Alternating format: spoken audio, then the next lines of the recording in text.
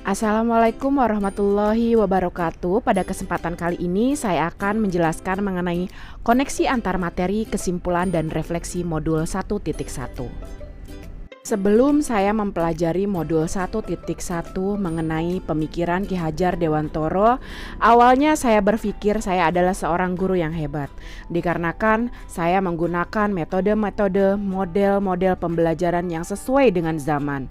Namun setelah saya mempelajari pemikiran Ki Hajar Dewantoro, ternyata saya masih jauh tertinggal dan masih banyak sekali pembelajaran yang harus saya terapkan kepada peserta didik sesuai dengan apa yang dikatakan oleh pemikiran-pemikiran Ki Hajar Dewantoro. Awalnya pun saya berpikir bahwa ketuntasan peserta didik setiap akhir KD, setiap akhir semester, setiap akhir tahun adalah berdasarkan dari apa yang mereka peroleh dari evaluasi yang saya berikan.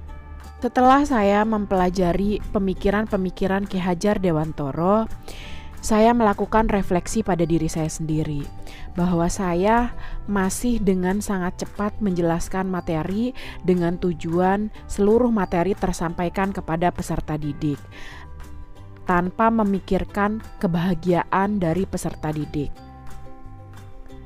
Saya pun berpikir bahwa peserta didik itu bagaikan selembar kertas kosong, dan tugas saya sebagai guru untuk menulisnya. Namun, hal itu adalah kesalahan besar karena peserta didik itu adalah kertas yang sudah memiliki tulisan-tulisan namun masih samar. Tugas kitalah sebagai guru untuk menebalkannya. Saya merasa berhasil jika peserta didik mendapatkan nilai kognitif di atas KKM. Tidak terlalu mementingkan nilai afektif dan psikomotor, serta masih kentalnya paradigma jarak antara guru dengan peserta didik agar peserta didik disiplin saat pembelajaran.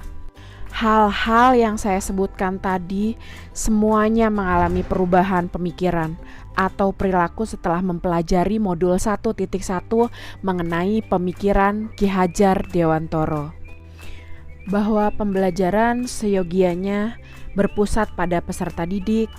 Selain buku pembelajaran, sumber belajar lain dapat dari media internet dan benda di sekitar.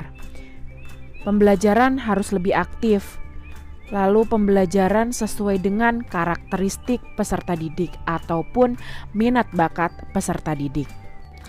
Dunia anak adalah dunia permainan, sehingga pembelajaran harus menyenangkan. Tidak hanya aspek kognitif yang dibutuhkan peserta didik, tetapi aspek afektif dan psikomotor pun harus seimbang. Guru berperan sebagai pamong, menganggap peserta didik sebagai anak kandung sendiri. Setelah saya mempelajari pemikiran Ki Hajar Dewantoro, saya pun harus berpikir apa yang bisa saya terapkan lebih baik lagi agar kelas saya mencerminkan pemikiran Ki Hajar Dewantoro selanjutnya. Saya akan memberi kebebasan kepada peserta didik dalam mengerjakan tugas sesuai dengan bakat dan minatnya. Peserta didik bebas untuk berpendapat dan mencari informasi dari sumber belajar manapun.